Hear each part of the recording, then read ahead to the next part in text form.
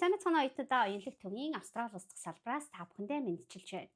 За, миний нөгөө бичсэн комментны доор Австрали гэж бичсэн та бүхэндээ баярлалаа. За, эдгээр хүмүүстээ зориулаад бяцхан мэдээлэл оруулъя гэж бодсон юм аа. Бүгдэнд нь яг ижилхэн нэг мэдээллийг өгье гэж бодсон юм.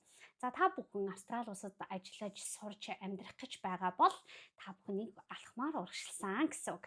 Та бүхэндээ баяр хүргэе. За, ер нь бол Австрали улсад суралцах, ажиллаж амьдрах гэж байгаа ер нь бүх насны хүмүүс та бүхэн виза apply хийхэд нээлттэй. Австрали улсад ерөнхийдөө сурах, тийм үү, аялах гэсэн визний ангиллаар та бүхэн ирэх боломжтой бөгөөд ганц зүйл маань ер нь та бүхэн удаан хугацаагаар ажиллаж амьдрна гэж бодож байгаа болвол хамгийн зөв, хамгийн цаашаа сунгагдах боломжтой виз маань сургалтын виз байдаг.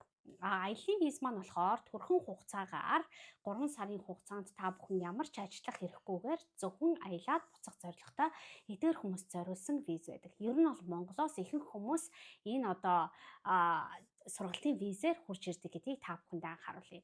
За, ер нь бол сурахад бол ерөнхийдөө Австрали улсын сургуулиудаас нэг насны хязгаарлалт байдаггүй. Гэхдээ сүүлийн жилүүдэд Австрали улс маань маш их жинхэнэ сурах оюутанд фокуслж байгаа учраас ерөнхийдөө бас насны хязгаар шиг зүйл тогтоож эхэлж байгаа.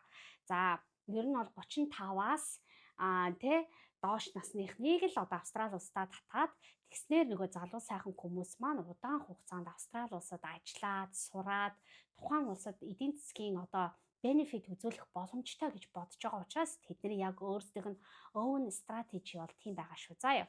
Гэсэн хэдий ч сургалтын визэнд та бүхэн жинхэнэ сурах оюутан гэдгийг харуулах юм бол насны хязгаарлалт бол нэх байхгүй. Хамгийн гол риск болохоор санхүүгийн бичиг баримт. За, мөн та нар буцаад Монгол руугаа явахгүй гэж магадгүй гэсэн сэжигтэй эдгээр бичиг баримтыг цуглуулсан тохиолдолд та бүхний виза гарахгүй байх хандлагатай байдаг гэдгийг та бүхэндээ анхааруулъя. Тэгэхээр ер нь бол та бүхэнд хэлж байна. За, та бүхэн мэдээлэл авахаар доор комент бичсэн байж байгаа хүмүүс маань хэрвээ та бүхэн зүгээр Австрали улсыг үзье гэж бодож байгаа, хэдхэн хоноо л хүрээд ирнэ, хэдхэн сар болоод хүрээд ирнэ гэж байгаа болвол аяллаа виз маань бол хамгийн зөв сонголт. Харин та бүхэн удаан хугацааны төлөвлөгөө гаргаад за ер нь гэр бүлтэйгээ явах боломжтой ийм улсыг сонгоё.